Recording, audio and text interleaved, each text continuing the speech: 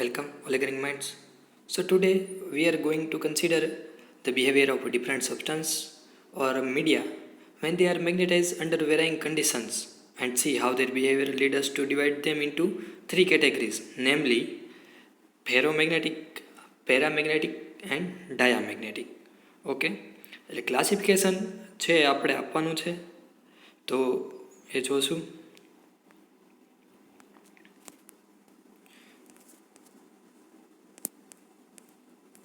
તો late start. પણ એ જોતા પહેલાં આપણે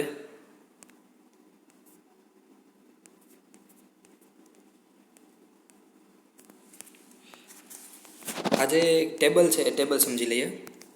ત્યારે આપણે કીધું હતું કે મેગ્નેટિક ફિલ્ડ જે છે એને અપ્લાય કરો એ મુજબ જેના બિહેવિયરમાં ચેન્જીસ આવે એની માટે આપણે થોડી ઘણી વ્યાખ્યા જોઈ હતી. એ વ્યાખ્યા આજે નહીં જોઈએ, આપણે ખાલી એનું જસ્ટ ક્વિક રિવિઝેશન કરી નાખીએ કે મેગ્નેટિક ઇન્ડેક્શન એટલે શું. તો કે જ્યારે કોઈ અનમેગ્નેટાઇઝ મટીરિયલ હોય એને તમે મેગ્નેટિક ફિલ્ડમાં મૂકો તો કોન્ટેક થ્રુ અથવા કે કોન્ટેક આમ તો કોન્ટેક વગર જ આવશે. એટલે કોન્ટેક ફ્રી રીતે જો એના મેગ્નેટિક ફિલ્ડ ઉત્પન્ન થતું હોય તો એ વસ્તુને થયું કહેવાય magnetic induction. Okay, and the degree to which the line of forces can penetrate the substance or the medium is called permeability. Okay, કેટલું પરમિટ કરશે. અને સસેપ્ટિબિલિટી પણ તમને ખ્યાલ છે, ગ્રહણશીલતા. ઓકે, તો હવે ડાયામેગ્નેટિઝમ એ જુઓ તમે, કાયમ શું છે એનું 0 કરતાં ઓછું છે, એટલે કે નેગેટિવમાં હશે. એટલે તમે અહીંયા એમ વિચારી શકો છો કે ડાયા માણસો હોય ને એ હંમેશા વિરોધ કરે છે. તો આ ડાયા માણસો છે એટલે ડાયામેગ્નેટિક છે એ વિરોધ કરશે. ચુંબકીય ક્ષેત્રમાં તમે મૂકશો એટલે વિરોધ કરશે. એટલે તમે એમ કહી શકો કે એની ગ્રહણશીલતા સસેપ્ટિબિલિટી નેગેટિવમાં છે. જ્યારે પેરામેગ્નેટિઝમ છે એ બરોબર છે, કારણ કે એમની ગ્રહણશીલતા છે એ 0 કરતાં મોટી, એટલે કે એક કરતાં ટૂંકમાં 0 કરતાં મોટી હશે. એટલે કે ગ્રહણશીલતા છે એનામાં થોડુંક ગ્રહણ કરશે. એટલે કે ચુંબકીય ક્ષેત્રમાં જ્યારે તમે પેરામેગ્નેટિક સબસ્ટન્સને મૂકો તો એ ચુંબકીય ક્ષેત્ર તરફ આકર્ષાશે. ઓકે, જ્યારે ડાયામેગ્નેટિકને અપાકર્ષણ થશે, રિપેલ કરશે, અને આ જે છે એટ્રેક્ટ થશે. આ એટ્રેક્ટ નહીં થાય. ફેરોમેગ્નેટિક છે એ પણ એટ્રેક્ટ જ થશે, પણ અહીંયા જુઓ તમે બહુ જ મોટું છે, 0 કરતાં બહુ મોટું છે. એટલે ગ્રહણશીલતા આની બહુ જ વધારે છે, ખૂબ જ વધારે છે. તો આ બહુ વધારે પ્રમાણમાં એને એટ્રેક્ટ કરશે મટીરિયલ. ઓકે, તો આ વસ્તુ જોઈ લીધી. હવે આપણે જોઈએ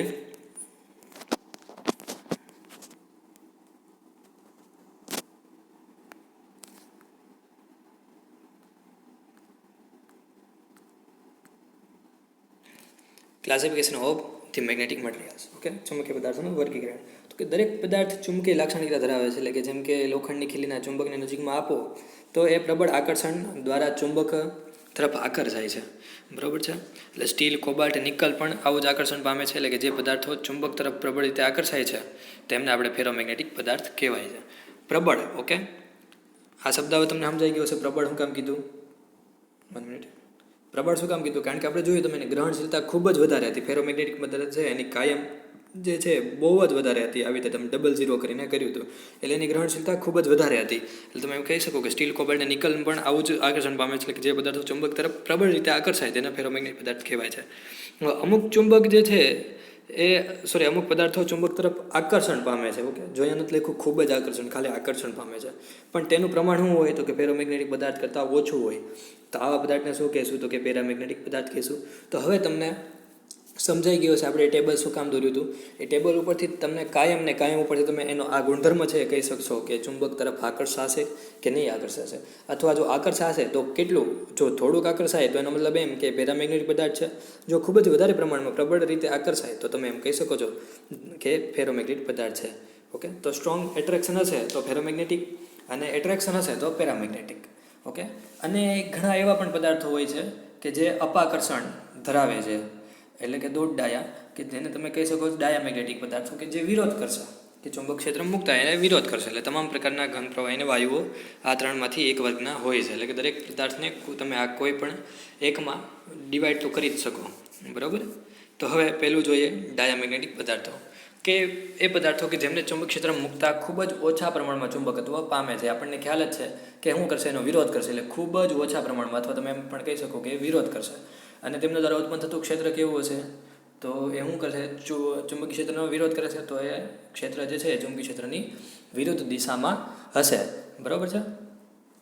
હવે એવા પદાર્થોને ચુંબકના કોઈ એક ધ્રુવ પાસે લઈ જતા તેઓ આકર્ષણ પામે છે અને આવા પદાર્થોને ડાયામેગ્નેટિક પદાર્થો કહેવાય છે. બરાબર, સોરી, અપાકર્ષણ પામે છે. આ તો સમજાઈ જ ગયું. જે આપણે કીધું એ જ વાત અત્યારે ફરીથી રિપીટ કરીએ છીએ અને તેમના ચુંબકત્વને ડાયામેગ્નેટિક્સ કહેવાય છે. હવે ડાયામેગ્નેટિક પદાર્થ, હવે આપણે પહેલાં એ જોઈ લઈએ કે થાય છે શું. હવે તમે એમ કહી શકો છો કે આની પાસે પેરામેગ્નેટિક અથવા કે પરમેનન્ટ મેગ્નેટિક મોમેન્ટ નહીં હોય. ઓકે, ડાયામેગ્નેટિક પદાર્થો જે છે સબસ્ટન્સ, એની પાસે પરમેનન્ટ મેગ્નેટિક મોમેન્ટ નહીં હોય. Okay, so it do not possesses any permanent magnetic moment. Okay, તો જ્યારે આપણે એને એક્સટર્નલ મેગ્નેટિક ફિલ્ડમાં મૂકીએ, એ જ ઝીરો આપણે અપ્લાય કરીએ અથવા એમાં મૂકીએ, તો એ એટોમ શું થશે, તો કે થોડા પ્રમાણમાં એનું મેગ્નેટિક મોમેન્ટ જે છે એ એમાં ઉદ્ભવશે. અને એ કેવું હશે, તો કે ફોર એક્ઝામ્પલ ચુંબકીય ક્ષેત્ર આ ડાયરેક્શનમાં હશે તો એના બધા મોમેન્ટ છે, ડાયપોલ મોમેન્ટ, એની વિરોધ દિશામાં આવી રીતે અલાઇન થશે. Okay, so when an external magnetic field H0 is applied, the atom acquires a small induced magnetic moment in the direction, ખાસ યાદ રાખજો, opposite to the direction of applied field. બરાબર, આ જે ક્ષેત્ર છે ચુંબકીય ક્ષેત્ર એને વિરોધ દિશામાં અપ્લાઇડ જે છે એની વિરુદ્ધ દિશામાં એની મોમેન્ટ અથવા ચુંબકીય ચાર્જમાત્રા જે છે એ અલાઇન થશે. And the strength of the induce magnetic moment is directly proportional to the applied magnetic field. એટલે તમે જેટલું મેગ્નેટિક ફિલ્ડ અપ્લાય કરશો એટલા જ તે મેગ્નેટિક મોમેન્ટ ઇન્ડ્યુસ થશે અથવા એટલી ચાર્જમાત્રા ઉદ્ભવશે. Okay, and the induce dipole and magnetization vanishes as soon as applied magnetic field is removed. જ્યારે તમે ચુંબકીય ક્ષેત્ર પાછું લઈ લો તો એ પાછું બધું રિમૂવ થઈ જશે. ઓકે, તો હવે તમને આ પ્રોપર્ટી સમજાઈ ગઈ છે. અને હવે જોઈએ કે ડાયામેગ્નેટિક પદાર્થ પરમાણુમાં ઇલેક્ટ્રોનની કક્ષીય અને સ્પિનની ગતિની ગોઠવણી એ પ્રકારની હોય છે કે તેનો સદિશ સરવાળો શું થાય, શૂન્ય થાય.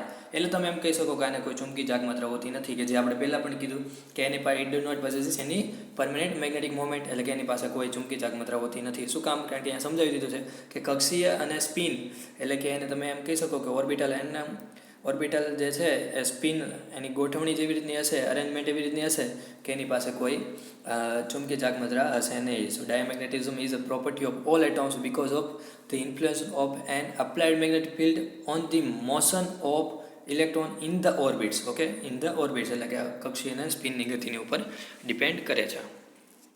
હા, નીચે દેખાડેલું છે, આપણે જોઈ લઈએ. તો કે magnetic field lines through diamagnetic material. તમે જુઓ, હવે ડાયામેગ્નેટિક મટીરિયલમાં તમે મૂકશો તો શું થાય છે, જુઓ પદાર્થ છે અપાકર્ષણ કરે છે કે નહીં? તો હા, એટલે અપાકર્ષણ થાય છે, એટલે તમે અંદર જોઈ શકો છો અંદર પદાર્થની અંદર કોઈ પણ મેગ્નેટિક ફિલ્ડની લાઇન છે નહીં. એટલે એમ દેખાડે છે કે ત્યાં ચુંબકીય ક્ષેત્ર છે જ નહીં અથવા બહુ જ ઓછું છે, કારણ કે એનો વિરોધ કરશે. ઓકે, એની જગ્યાએ તમે જો પરમનન્ટ મેગ્નેટિક પદાર્થ હોય, ઓકે, તો એમાં શું થશે? કારણ કે પરમનન્ટ એટલે આપણને શબ્દ યાદ આવી ગયો કે શું હશે, તો કે એમાં ચુંબકીય તરફ આકર્ષણ બળ હશે. તો હવે જો અહીંયા જે આકૃતિ દર્શાવેલી છે એ તમને એની દર્શાવેલી છે કે એમાં જો મેગ્નેટિક ફિલ્ડ લાઇન્સ છે એ બહુ જ છે, ટૂંકમાં છે, અંદર છે. અને ફેરોમેગ્નેટિક પદાર્થ હશે તો એના કરતાં પણ વધારે હશે. બરાબર, તો આના ઉપર તમને અંદાજો આવી ગયો છે કે ડાયામેગ્નેટિક પદાર્થ છે એ વિરોધ કરશે. હવે તમે એમ માનો કે પરફેક્ટ ડાયામેગ્નેટિક પદાર્થ કેવો હોવો જોઈએ, તો આ રીતે કે એક પણ મેગ્નેટિક ફિલ્ડ લાઇન્સ એની થ્રુ પાસ થવી જોઈએ નહીં. તો એને તમે કહી શકો કે પરફેક્ટ ડાયામેગ્નેટિક મટીરિયલ. બરાબર, એ જે છે TC કરતાં બહુ ઓછું ટેમ્પરેચર હોય ત્યારની વાત છે, પણ આપણે એમાં બહુમાં જશું નહીં ડીપમાં. તો હવે ડાયામેગ્નેટિક પદાર્થોને જો બાહ્ય ચુંબકીય ક્ષેત્રમાં મૂકવામાં આવે તો તેમના પરમાણુ ઇલેક્ટ્રોનની કક્ષીય ગતિ એવી રીતે બદલાય છે કે જેથી તેમાં બાહ્ય ચુંબકીય ક્ષેત્રની વિરુદ્ધ દિશામાં ચુંબકીય ચાર્જમાત્રા અથવા ચુંબકત્વ ઉત્પન્ન થાય છે. જે આપણે જોઈ લીધું. ઓકે, મેગ્નેટિક મોમેન્ટ કઈ રીતે અલાઇન થશે, તો કે ચુંબકીય ક્ષેત્રની વિરુદ્ધ દિશામાં, જે આપણે જોયું. તો એ જ વાત અહીંયા કીધેલી છે.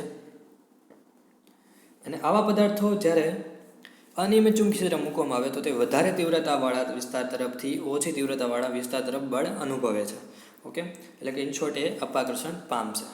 હવે આવ્યું ખાસ આવા પદાર્થ માટે પારગમ્ય એટલે પરમિએબિલિટીની કિંમત કેવી હશે, તો કે 1 કરતાં ઓછી. હવે સમજાઈ ગયું શું કામ ઓછી હશે, કારણ કે પરમિએબિલિટી જે છે એનું મ્યુ એ કેવી હશે, તો કે 1 કરતાં ઓછી હશે. હવે એ પણ 1 કરતાં ઓછી કેમ છે, તો અહીંયા નીચે સમજાવેલું છે. પણ આપણે એક વસ્તુ યાદ રાખવાની હંમેશા, જો તમને સસેપ્ટિબિલિટી યાદ રહી ગઈ. સસેપ્ટિબિલિટી એટલે શું, તો કે ગ્રહણશીલતા.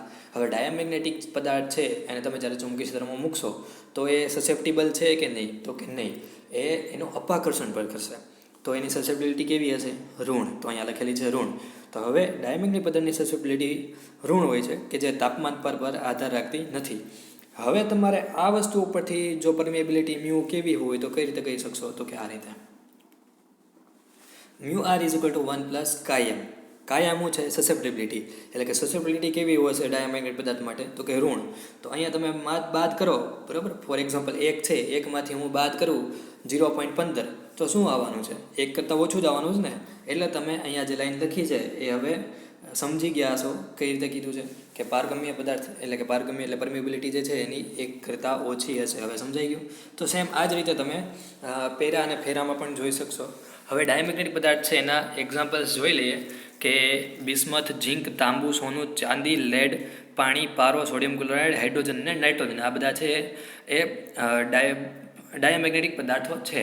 તો હવે ઇન શોર્ટ જો તમારે કહેવું હોય પ્રોપર્ટીઝ ડાયામેગ્નેટિક મટીરિયલની, તો પહેલી, પરમેનન્ટ ડાયપોલ્સ આર એબસન્ટ, કાયમી ચુંબકી ચાક માત્રા હોતી નથી, બરાબર છે. એન્ડ જ્યારે તમે એને મેગ્નેટિક ફિલ્ડમાં મૂકો તો શું કરશે? તો કે મેગ્નેટિક ફિલ્ડ લાઇન જે છે એનો ફોર્સ છે એ શું કરશે? તો કે રિપેલ કરશે, બરાબર, અથવા એને એક્સપેલ કરી નાખશે, બરાબર, એનું અપાકર્ષણ થશે, બરાબર. એવી રીતે એમાં ઉદ્ભવશે. અને પરફેક્ટ ડાયમેગ્નેટિક માટે કેમ વર્તશે એ પણ આપણે જોઈ લીધું.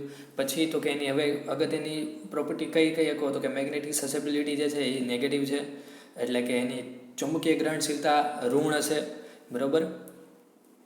તો એ ચુંબકીય ગ્રહણશીલતા ઋણ છે તો એના ઉપર તમે એ લાઈન પણ કહી શકો કે magnetisation opposites the applied field, એટલે એનો વિરોધ કરે છે એટલે તો એની ચુંબકીય ગ્રહણશીલતા ઋણ છે. Okay. And magnetic susceptibility is independent of temperature and applied magnetic field strength. તો આમાં યાદ રાખજો ડાયામેગ્નેટિક પદાર્થમાં ટેમ્પરેચર સાથે અત્યારે હજી સુધી આપણે આમ એવું કાંઈ કીધું નથી કે ટેમ્પરેચર સાથે કાંઈ લેવા દેવા છે, બરાબર. અને રિલેટિવ પરમિએબિલિટી જે છે એ સ્લાઇટલી લેસ દેન યુનિટી, એટલે કે 1 કરતાં થોડીક ઓછી હોય છે. એ પણ તમે સૂત્રો ઉપરથી કહી શકશો કઈ રીતે આવેલી છે. ઓકે. અને જો એને આપણે ફ્રીલી સસ્પેન્ડ કરીએ તો એ પરપેન્ડિક્યુલર ડાયરેક્શનમાં, ફિલ્ડના પરપેન્ડિક્યુલર ડાયરેક્શનમાં એ સેટ થશે. તો આ હતા ડાયામેગ્નેટિક પદાર્થની પ્રોપર્ટી અને ડાયામેગ્નેટિક પદાર્થ. નેક્સ્ટ, પેરામેગ્નેટિક પદાર્થ. તો હવે આપણને પાછું યાદ કરો ટેબલમાં શું કીધું હતું? ચુંબકીય પદાર્થ જે છે એની ગ્રહણશીલતા અથવા કે સસેપ્ટિબિલિટી છે એ કેવી હશે? પોઝિટિવ હશે. એટલે પેરામેગ્નેટિક પદાર્થની ગ્રહણશીલતા પોઝિટિવ છે તો એ શું કરશે? તો કે પદાર્થ જે છે એ ચુંબકીય ક્ષેત્રમાં મૂકતા આકર્ષણ પામશે.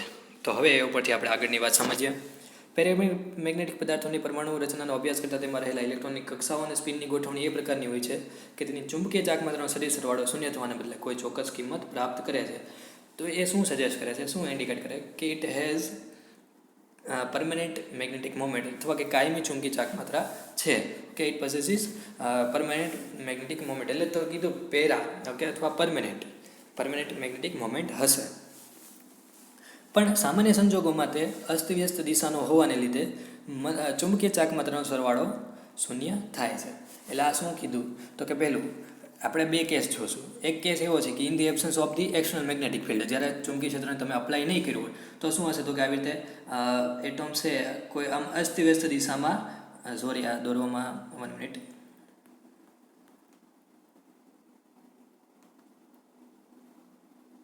ઓકે, આવી રીતે અસ્તવ્યસ્ત દિશામાં અંદર ડોમેન્સમાં આવી રીતે હશે એટમની અંદર, બરાબર. ક્યારે? તો કે જ્યારે તમે H બરાબર 0 એક્સટર્નલ ફિલ્ડ અપ્લાઇડ કર્યું નથી. તો તમે શું કહી શકો? The individual atoms of permanent material possess a permanent magnetic moment. ખાસ વસ્તુ યાદ રાખવાની, કાયમી ચુંબકીય ચાક માત્રા હશે, પરમેનન્ટ મેગ્નેટિક મોમેન્ટ હશે. ઓકે. તો એ આપણને ખબર પડી ગઈ. તો હવે જ્યારે H is equal to 0 then all the magnetic moments are randomly oriented. અહીંયા તમે જોઈ શકો છો કે બધી મેગ્નેટિક મોમેન્ટ છે, મેં 2-3 જ દેખાડી છે, પણ બધી એની મેગ્નેટિક મોમેન્ટ્સ હશે એ શું હશે? તો કે રેન્ડમલી ઓરિએન્ટેડ હશે, કે અસ્તવ્યસ્ત દિશામાં હશે. Because of the ceaseless random normal thermal motion. Okay.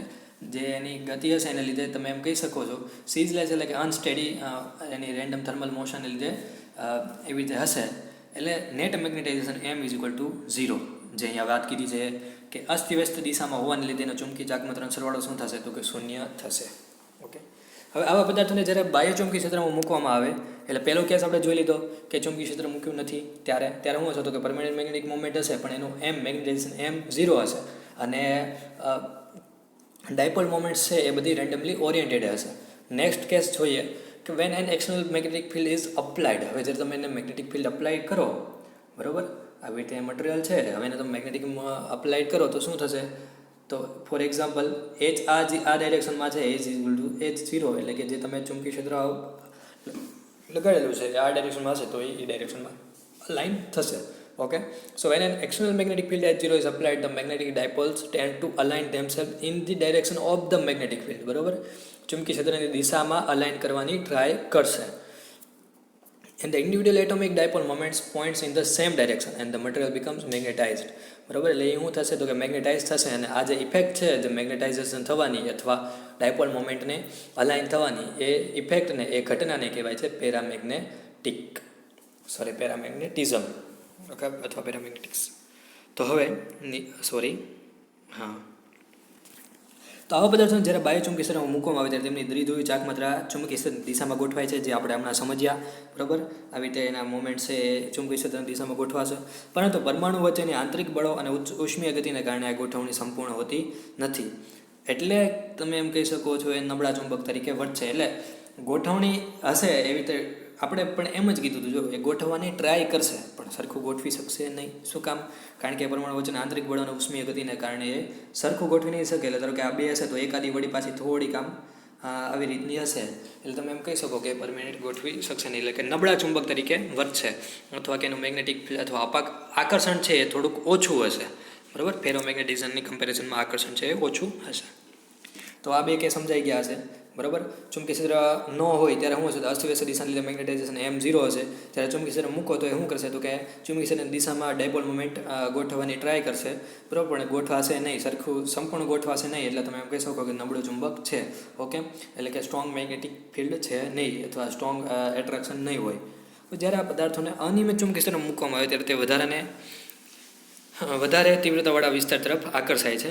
જ્યારે ચુંબકની નજીક મૂકવામાં આવે ત્યારે આ પદાર્થો આકર્ષિત થાય છે. બરાબર, એ આપણે જે સમજ્યા એ જ વાત કીધી છે કે આકર્ષિત થાય છે કે નહીં. હવે ખાસ વાત આવી જે કે આવા પદાર્થો માટે પારગમ્યતા પરમિએબિલિટીનું મૂલ્ય શું છે તો કે 1 કરતાં વધારે હોય છે. હવે કઈ રીતે આવ્યું તો કે અહીંયા પાછું જોઈ લો. આપણે યાદ શું રાખ્યું હતું તો કે ડાયામેગ્નેટિક માટે કાઈ એટલે કે સસેપ્ટિબિલિટી કેવી હશે? ઋણ. પેરામેગ્નેટિક માટે સસેપ્ટિબિલિટી કેવી હશે તો કે ધન. બરાબર, તો પોઝિટિવ. એટલે અહીંયા જો કાંઈ એમ બરાબર પોઝિટિવ મૂકો તમે. ફોર એક્ઝામ્પલ એલ્યુમિનિયમ માટે આપણે અહીંયા જે લખેલી છે એ મુજબ એલ્યુમિનિયમ માટે છે કે 0.00002. તો હવે મ્યુઆર ઉપરથી તમે અહીંયા કહી શકો મ્યુઆર શું મળશે? અહીંયા કાયમ લખેલો છો તો કાયમ શું આવશે? મ્યુઆર શું આવશે તો કે 1 + 0.40 × 2, એટલે કે 1.00002. તો શું આવ્યું તો કે આવ્યું તો પોઝિટિવ ને. એટલે હવે તમે કહી શકો છો અહીંથી કે આવા પદાર્થો માટે પારગમ્યતા પરમિએબિલિટીનું મૂલ્ય 1 કરતાં વધારે હોવાનું છે. કારણ કે કાયમ જે છે આ પોઝિટિવ હશે, એટલે થોડુંક વધારે હશે, એટલે 1 કરતાં તો વધારે આવવાનું જ છે, કારણ કે એમાં એટલું એડ થવાનું છે. ઓકે, અને ઓલા ડાયામેગ્નેટિક પદાર્થના કેસમાં શું થતું હતું તો કાં નેગેટિવ હતું, એટલે કે એકમાંથી બાદ થવાનું. એટલે તમે એમ કહી શકતા હતા કે 1 કરતાં ઓછું હશે. હવે સસેપ્ટિબિલિટીનું મૂલ્ય ખૂબ ઓછી છતાં ધન કિંમત ધરાવે છે. એટલે આપણને ખ્યાલ છે કે પોઝિટિવ ધરાવે છે, પણ બહુ ઓછું છે. કેટલું ઓછું તો કે અહીંયા તમે જોઈ લીધું ભાઈ 0.40 પછી એક આંકડો આવે છે. ઓકે, હવે પેરામેગ્નેટિક પદાર્થો માટે ક્યુરી નામના જે સાયન્ટિસ્ટ હતી એમણે આ ડિસ્કવરી કરી હતી કે પેરામેગ્નેટિક પદાર્થો માટે કાયમ ઇઝ પ્રપોર્શનલ ટુ 1/T, એટલે કે ટેમ્પરેચરના વ્યસ્ત પ્રમાણમાં હશે. શું તો કે કાયમ એટલે કે એની સસેપ્ટિબિલિટી છે એ ટેમ્પરેચરના વ્યસ્ત પ્રમાણમાં હશે. એટલે કે સસેપ્ટિબિલિટીનું મૂલ્ય પદાર્થના કેલ્વિન કે તાપમાનના વ્યસ્ત પ્રમાણમાં હોય છે. એટલે કે આથી જો તાપમાન ઘટાડવામાં આવે તો બાહ્ય ચુંબકીય ક્ષેત્ર વધારવામાં આવે અને વધુને વધુ દ્વિધ્રુવી ચુંબકીય ચાકમાત્રા બાહ્ય ચુંબકીય ક્ષેત્ર સાથે સમાંતર દિશામાં ગોઠવાય. એટલે કે કાંઈ અને એમનું મૂલ્ય વધે. બરાબર છે, આ રીતે કાંઈનું મૂલ્ય વધશે. ક્યારે તો કે અહીંથી તમે જોઈ શકો છો તાપમાન ઘટાડો તો શું થાય? કાંઈ વધે. હવે કાંઈ વધે એનો મતલબ શું થયું કે કાંઈ એમના છેદમાં કાંઈ એટલે શું છે તો કે એમના છેદમાં H. ઓકે, તો એનું શું થયું? મેગ્નેટાઇઝેશન વધશે. તો હવે તમે આના ઉપરથી એક બીજી વસ્તુ છે એ તમે એમ પણ કહી શકો છો કે આની એક અગત્યની પ્રોપર્ટી થઈ ગઈ કે paramagnetic susceptibility is positive and depends on the temperature. Okay, first એને તમે એમ કહી શકો એન્ડ કાયમ ઇઝ ઇક્વલ ટુ C/T. તો આ જે છે ક્યુરી લો છે. બરાબર, અને હજી તમે ક્યુરી વેઇસ લો જો જોવો હોય એ તમે 11th-12th ભણી ગયા છો. એ એમ કહી શકે છે કે કાયમ is equal two C/T minus theta. Okay, જેને કહેવાય છે ક્યુરી વેવ્સ લો, કે જેમાં C છે એ ક્યુરી કોન્સ્ટન્ટ છે, થીટા જે છે એને પેરામેગ્નેટિક ક્યુરી ટેમ્પરેચર કહેવાય છે. બરાબર છે, આ વસ્તુ છે. આના ઉદાહરણ જોઈએ તો કે એલ્યુમિનિયમ, સોડિયમ. એલ્યુમિનિયમ અહીંયા જોયું આપણે કે aluminium, sodium, platinum, manganese, antimony, copper chloride અને પ્રવાહી ઓક્સિજન વગેરે. આ બધા એના એક્ઝામ્પલ્સ હતા. બરાબર છે. અને એના સિવાય પણ ferric oxide, ferrous sulphate, nickel sulphate, એવા બધા પણ એના એક્ઝામ્પલ્સ છે. નેક્સ્ટ, ફેરોમેગ્નેટિક પદાર્થ. બરાબર, આ બે વસ્તુ આપણને સમજાઈ ગઈ હશે. તો હવે યાદ કરો ફરીથી મેં જે તમને સમજાવ્યું છે એ જ રીતથી ટેબલ યાદ રાખવાનું. ટેબલમાં હું કીધું હતું કાયમ. હવે આનું કેવું છે તો કે ખૂબ જ વધારે મોટું, 0 કરતાં બહુ જ મોટું. એટલે કે કાયમ એટલે ગ્રહણશીલતા, સસેપ્ટિબિલિટી બહુ વધારે છે. દેટ મીન્સ એનું આકર્ષણ બળ વધારે હશે. એટલે કે તમે એમ કહી શકો ઇટ સ્ટ્રોંગલી એટ્રેક્શન હશે. બરાબર છે, તો પ્રબળ આકર્ષણ હશે. તો હવે જોઈએ કે આવા પદાર્થો પેરામેગ્નેટિક પદાર્થોની તમામ લાક્ષણિકતા ધરાવે છે. એટલે કે ભાઈ પેરામેગ્નેટિકનો જોડિયો ભાઈ જ છે પેરામેગ્નેટિક પદાર્થ, પણ પેરામેગ્નેટિક પદાર્થ છે એના ગુણધર્મો થોડાક ઊંચા છે. એટલે કે એના આદર્શો ઉચ્ચ છે, બહુ ડાયો માણસ છે. એટલે કે એના ટૂંકમાં એ મૂલ્ય જે છે એ બધા વધારે હશે. ઓકે, કારણ કે એના આદર્શો ઉચ્ચ છે એમ આપણે વિચારતા હોય તો કે એના બધા મૂલ્યો ખૂબ ઊંચા હશે. એટલે કે કયા મૂલ્યો ભાઈ? તો કે કાય છે, બરાબર, મ્યુ છે, એવી રીતે એ બધા એના ગુણધર્મો ઊંચા હશે. તો હવે તમે એમ પણ કહી શકો કે ઓલું જો ખાલી આકર્ષણ લાગતું હોય પેરામેગ્નેટિક પદાર્થમાં, તો ફેરોમેગ્નેટિક એના કરતાં વધશે. બરાબર, તો શું હશે તો કે પ્રબળ આકર્ષણ હશે. એટલે કે ચુંબક તરીકે પ્રબળ આકર્ષણ ધરાવતું હશે. એટલે કે એની લાક્ષણિકતાને તમે કહી શકો છો ફેરોમેગ્નેટિઝમ. બરાબર, હવે આવા પદાર્થો બાહ્ય ચુંબકી ક્ષેત્રમાં મૂકતા તેઓ બાહ્ય ચુંબકી ક્ષેત્રની દિશામાં પ્રબળતાથી મેગ્નેટાઇઝ થાય છે. બરાબર, હવે આ પદાર્થો માટે તેમના અણુઓની બાહ્ય કક્ષાના ઇલેક્ટ્રોનની સ્પિનની સાથે સંકળાયેલ પરિણામી ચુંબકી જાગમાત્રા શૂન્ય ન થતી હોવાથી કાયમી ચુંબકી જાગમાત્રા ધરાવે છે. ઓકે, હવે પેરોમેગ્નેટિક ઉપરથી આપણને યાદ હતું કે ભાઈ પરમેનેન્ટ એની પાસે ડાયપોલ મોમેન્ટ હોય, ડાયા પાસે ન હોય. તો ફેરો પાસે હશે. શું કામ? કારણ કે અહીંયા આપણે કીધું કે ભાઈ ક્યાં ગયું, હા અહીંયા રહ્યું, લાઈન કરતા કે આવા પદાર્થો પેરામેગ્નેટિક પદાર્થની તમામ લાક્ષણિકતા ધરાવે છે. તો કે એનો જોડિયો ભાઈ છે. તો પેરામેગ્નેટિક પદાર્થ પાસે જો કાયમી ચુંબકી જાગમાત્રા અથવા પરમેનેન્ટ ડાયપોલ મોમેન્ટ્સ હોય તો આની પાસે પણ હોવાની જ છે. તો આ લક્ષણ પેરામેગ્નેટિક પદાર્થોના જ છે. પરંતુ હવે આવ્યું આપણે એમ કીધું કે ભાઈ આ બધું પેરામેગ્નેટિક જેવું છે, તો હવે શું કામ આને પેરામેગ્નેટિક ન કહી શકીએ? તો ખાસ બીજી એક વસ્તુ કે પરંતુ આવા પદાર્થો પેરામેગ્નેટિક ન ગણી શકાય કારણ કે એમાં ડોમેન્સ રહેલા હોય છે. જ્યારે પેરામેગ્નેટિકમાં એવી કોઈ વાત હતી નહીં. એટલે કે એમાં ડોમેન્સ હતા નહીં. તો હવે બીજી એક પ્રોપર્ટી એમ કીધું કે જ્યારે પેરામેગ્નેટિક પદાર્થ જે છે એને તમે ઝીરો મેગ્નેટિક ફિલ્ડ હશે તો પણ એનામાં કંઈક નાના પ્રમાણમાં પણ મેગ્નેટાઇઝેશન રહેલું હોય છે. ક્યારે? તો કે in the absence of the external magnetic field. જ્યારે તમે કોઈ પણ ચુંબકી ક્ષેત્ર આપ્યું ન હોય તો પણ એનામાં થોડુંક મેગ્નેટાઇઝેશન રહેલું હોય છે. તો આ જે ઘટના છે એને કહેવાય છે સ્પોન્ટેનિયસ મેગ્નેટાઇઝેશન. બરાબર છે, સ્પોન્ટેનિયસ મેગ્નેટાઇઝેશન. ઇન શોર્ટ આપણે લખ્યું હોય તો એમ લખી શકીએ કે S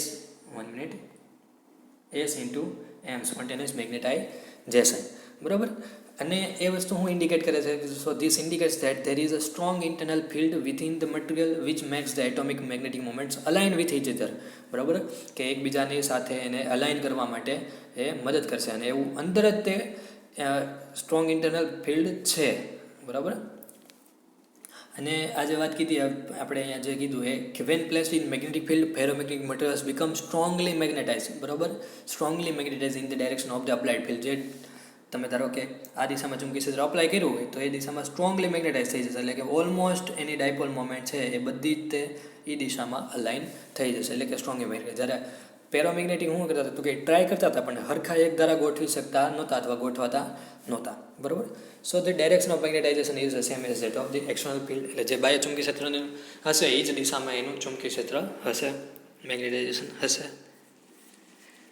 તો આવા પદાર્થોમાં આંતરાણવીય પ્રક્રિયાઓના પરિણામે નાના નાના વિસ્તાર બને છે કે જેને શું કહેવાય છે તો કે ડોમેન. અને આ ડોમેન એટલે કે એક નાનો વિસ્તાર કે જેમાં રહેલા અણુઓની સ્પિનને લીધે ઉત્પન્ન થતું ચુંબકી જાગમાત્રાઓ એકબીજાને સમાંતર હોય છે.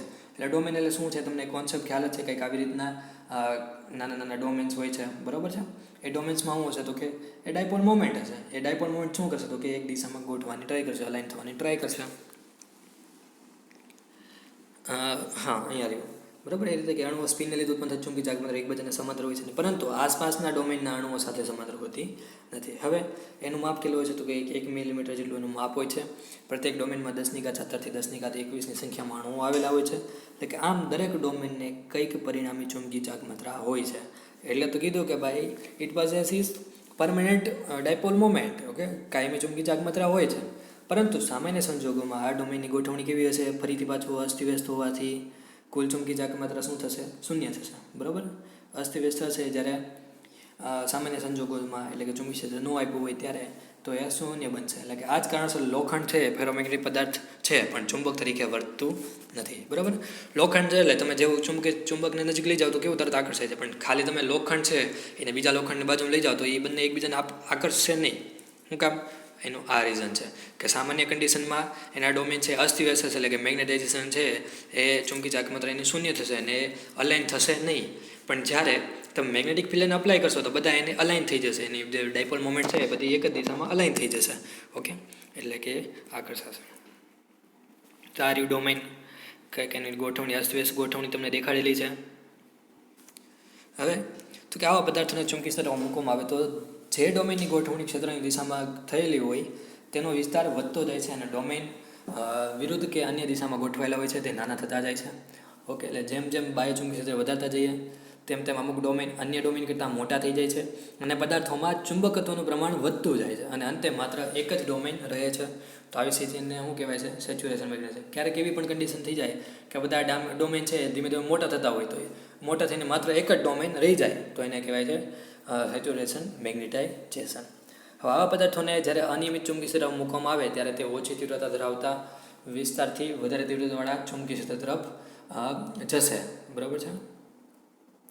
અને ફેરોમેગ્નેટિક પદાર્થો માટે પરમિએબિલિટી મ્યુ અને કાયમના મૂલ્યો ઘણા ઊંચા હોય છે, જે આપણે પહેલેથી ખબર જ છે. આપણને શરૂઆત જ ત્યાંથી કરી હતી કે એની કાય બહુ ઊંચું હોય. જો કાય ઊંચું હોય તો મ્યુ ઇઝ શું છે કે 1 + કાયમ, એટલે આ પણ ઊંચું જવાનું છે. એટલે કે એના મૂલ્યો બંને ઊંચા હશે, ખૂબ ઊંચા હશે. એટલે પેરામેગ્નેટિક સાપેક્ષે તો ખૂબ જ ઊંચા, ડાયનિકલ સાપેક્ષે પણ ખૂબ ઊંચા. એના એક્ઝામ્પલ છે આયર્ન, નિકલ, કોબાલ્ટ અને મેગ્નેટાઇટ Fe3O4. ઓકે, તો હવે તમારે ઇન શોર્ટ કેવી હોય પ્રોપર્ટીઝ ઓફ ફેરોમેગ્નેટિક મટીરિયલ? તો હું કહે તો કે all the dipoles are aligned parallel to each other due to magnetic interaction between any two dipoles. બરાબર, પછી ferromagnetic material have permanent dipole moment, એટલે કે એની પાસે પણ કાયમી ચુંબકી ચાર્જ માત્રા હશે. બરાબર, when placed in inside magnetic field ferromagnetic material attracts the magnetic field lines of force very strongly. જે આપણે ઓલામાં દેખાડ્યું હતું ને 1 મિનિટ, કંઈક આવી રીતે ચુંબકી ક્ષેત્ર છે તો બહુ જ વધારે પડતી ચુંબકી લાઈન અથવા મેગ્નેટિક ફિલ્ડ લાઈન અથવા કે ક્ષેત્ર રેખાઓ બહુ વધારે પડતી અંદર હશે, કારણ કે સ્ટ્રોંગલી એટ્રેક્ટ કરશે. બરાબર છે. અને જે આપણે સ્પોન્ટેનિયસ મેગ્નેટાઇઝેશનની વાત કીધી કે they exhibit magnetization even in the absence of magnetic field. જ્યારે કોઈ પણ જાતનું ચુંબકી ક્ષેત્ર નહીં હોય ત્યારે પણ એનામાં થોડું ઘણું મેગ્નેટાઇઝેશન હશે. એને કહેવાય છે this property of ferromagnetic material is called spontaneous magnetization. Okay, and ferromagnetic material exhibits the phenomena of hysteresis. તો આ પણ અગત્યની વાત થઈ ગઈ. આપણે 11-12માં ભણી ગયા કંઈક હિસ્ટેરિસિસ, આવી રીતે કંઈક ગ્રાફ આવતો અહીંથી આવી રીતે જતા અને પછી આમ. બરાબર, તો એ હિસ્ટેરિસિસ છે. તો આવું કોનામાં હશે? તો કે ફેરોમાં જ હશે. એટલે ફેરોમેગ્નેટિક જે છે એ હું ફોલો કરશે તો કે હિસ્ટેરિસિસ. એટલે તમે આ બધી પ્રોપર્ટીઝ છે એ પણ તમે એમાં લખી શકશો. અને હજી એક, ધ મેગ્નેટિક સસેબિલિટી કાયમ of ferromagnetic material is very high and depend on the temperature. એટલે આ જે છે એ શોની ઉપર ડિપેન્ડ કરશે? તો કે ટેમ્પરેચર ઉપર. એની માટેનું સૂત્ર છે કાયમ C/T-T, જે આપણે આગળ કંઈક કીધું હતું. અને એક એવું ટેમ્પરેચર છે જેને તમે ટ્રાન્ઝિશન ટેમ્પરેચર કહો છો, તો એમાં શું થશે? તો કે ફેરોમેગ્નેટિક મટીરિયલ છે એ પેરામેગ્નેટિક મટીરિયલમાં કન્વર્ટ થઈ જાય છે. તો હવે એ બધી વસ્તુને ત્રણેય વસ્તુને એક સાથે ભણી લઈએ, જોઈ લઈએ. મેગ્નેટિક મોમેન્ટ, ડાયમેગ્નેટિકમાં પરમેનન્ટ મેગ્નેટિક મોમેન્ટ હશે તો કે નહીં હોય? બરાબર, પરમેનન્ટ નહીં હોય. પરમેનન્ટ મેગ્નેટિક મોમેન્ટ નહીં હોય. પેરામાં હોય તો કે હા પેરા એટલે પરમેનન્ટ હશે. ફેરોમાં હશે તો કે હા પેરાનો ભાઈ જ છે એટલે હશે. બરાબર, પછી સ્પિન અલાઇનમેન્ટ, તો કે આમાં સ્પિન જેવું કંઈ હશે જ નહીં ડાયમેગ્નેટિઝમમાં. આમાં હશે, બરાબર, અને રેન્ડમલી ઓરિએન્ટેડ હશે. અને આમાં જે છે એ બધા કેવા છે? તો કે parallel in the same direction. એક જ દિશામાં બધા ડોમેન્સમાં હશે, પણ એક જ દિશામાં સેમ ડાયરેક્શનમાં ગોઠવેલા હશે. બરાબર, સસેબિલિટી અને ટેમ્પરેચર ડિપેન્ડન્સ શું છે? તો કે ડાયમેગ્નેટિકમાં એવું કાંઈ છે નહીં. સસેબિલિટી એની ઋણ હશે. બરાબર, અને it is independent of the temperature. એટલે આમાં ટેમ્પરેચર કરતાં ઇન્ડિપેન્ડન્ટ છે. પેરામાં શું છે? તો કે એની કાયમ હશે એ પોઝિટિવ હશે. બરાબર, અને inversely proportional to the absolute temperature of the material. એટલે કે કાય ઇઝ પ્રોપોર્શનલ ટુ 1/T, જે આપણે જોઈ ગયા. અને ફેરોમાં શું છે તો કે પોઝિટિવ હશે, પણ કેવું હતું કે પેરા કરતાં બહુ વધારે જોડીઓ બાય જ છે, એટલે કે કાય હશે વધારે, પણ બહુ જ વધારે હશે, કારણ કે ઊંચા આદર્શો છે, એટલે બધા મૂલ્યો વધારે છે, ઊંચા છે, એટલે કાય મોટું હશે. અને મેં જે તમને કીધું કે C/T - θ એટલે ક્યુરી વેઇઝ લો છે, એટલે કે ટી જે છે હવે એમાંથી શું કરશો તો કે ટી જે છે એ બહુ મોટું હોય થીટા કરતાં, તો એને પેરામેગ્નેટિક બિહેવિયર કહેવાય છે. એ ક્યાંથી ખબર પડે તો કે ભાઈ કાંઈ જે છે પોઝિટિવ આવે તો તમે શું કહી શકો તો કે પેરામેગ્નેટિક, ને કાંઈ જે છે નેગેટિવ આવે તો શું કહે ડાયામેગ્નેટિક. તો આ સૂત્ર ઉપરથી તમે કહી શકશો. ઓકે, હવે એના સિવાય behaviour of the material in the presence of magnetic field, જ્યારે મેગ્નેટિક ફિલ્ડ અપ્લાય કરો તો ડાયમેગ્નેટિક પદાર્થમાં શું થાય તો કે આવી રીતે કંઈક એ શું કરશે રિપેલ કરશે, બરાબર. So the when material is placed in the magnetic field the magnetic lines of force are repelled away from the material. Okay, એટલે બી આઉટ જે છે બહુ વધારે હશે, બી ઇન બહુ ઓછું હશે, એટલે કે મટીરિયલ ધારો કે આ છે તો એની અંદર ચુંબકી ક્ષેત્ર પાસ થતી હશે બહુ ઓછી હશે, જ્યારે એની બહારથી પાસ થતી રેખાઓ બહુ વધારે હશે. જ્યારે પેરામેગ્નેટિક પદાર્થમાં શું થતું હતું કે ભાઈ આકર્ષણ પામશે, ડાયામેગ્નેટિક પદાર્થ શું કરતું હતું કે અપાકર્ષણ કરતું હતું, એનામાં એટ્રેક્શન નહોતું, રિપલ્ઝન હતું. પેરામેગ્નેટિક પદાર્થમાં શું છે તો કે એટ્રેક્શન હશે, પણ થોડું ફેરોની કરતાં થોડુંક ઓછું એટ્રેક્શન હશે. The magnetic lines of force are attracted towards the centre of the material. Okay, જો અહીંયા એટ્રેક્ટ કરશે કારણ કે એટ્રેક્શન છે. જ્યારે ફેરોમેગ્નેટિકમાં શું છે તો કે આનો ભાઈ છે એટ્રેક્શન કરશે, પણ કેવું તો કે વધારે પડતું, તો અહીંયા રહ્યું. એટલે આ લાઈનમાં લખીને ધ મેગ્નેટિક ફિલ્ડ લાઇન્સ અથવા magnetic lines of the force are highly attracted towards the centre of the material, એટલે કે મટીરિયલની અંદર બહુ વધારે પ્રમાણમાં ચુંબકી ક્ષેત્ર રેખાઓ હશે. Relative magnetic permeability mu r જે છે એ તમે કહી શકો છો કે આમાં સ્લાઇડલી લેસ ધેન 1 એટલે 1 કરતાં ઓછી હશે, આમાં સ્લાઇડલી ગ્રેટર ધેન 1 એટલે 1 કરતાં ઓછી વધારે હશે, અને આમાં બહુ જ વધારે હશે. એક્ઝામ્પલ્સ આપણે જોઈ લીધા છે કે ડાયમાં શું હશે તો કે હાઇડ્રોજન, બિસ્મથ, એન્ટીમની એ બધા ઘણા છે. ગોલ્ડ એ પણ ડાયમેગ્નેટિક પદાર્થ છે. પેરામેગ્નેટિક પદાર્થ એટલે aluminium, platinum, sodium, titanium, zirconium, chromium, બરાબર ને. ફેરોમેગ્નેટિક મેટલ તો કે આયર્ન, નિકલ, કોબાલ્ટ ને ગેડોલિનિયમ. હવે બીજું એ જ વસ્તુ છે, બધી વસ્તુ અહીંયા બરાબર એક્ઝામ્પલની બધું આપેલું છે, તમને ખ્યાલ છે. આ એની દિશા બતાવેલી છે, પરમેનન્ટ કેવા હશે તો કે અહીંયા જુઓ બધા એક સમાંતર હશે. 1 મિનિટ. હા, અહીંયા ફેરોમેગ્નેટિક પદાર્થમાં ડાયપોલ મોમેન્ટ્સ કેવી હશે તો કે બધી સમાંતર ગોઠવેલી છે, જ્યારે આમાં રેન્ડમલી ઓરિએન્ટેડ હશે. બીજું લિનિયર શું કામ કીધું હતું આપણે ભાઈ ડાયમ અને પેરાને, તો કે આમાં આપણને ગ્રાફ છે એ લિનિયર દેખાય છે. તો જો એમ છે સેટનો ગ્રાફ આમાંય કંઈક લિનિયર આવે છે, આમાંય કંઈક લિનિયર આવે છે, જ્યારે ફેરોમેગ્નેટિઝમમાં લિનિયર આવતો નથી. ઓકે, તો આમની માટે મેં જે રેફરન્સ બુક લીધેલી છે એનું નામ છે electricity and magnetism by R Murugesan અને નીરોવ પેપર 101. Okay, thank you.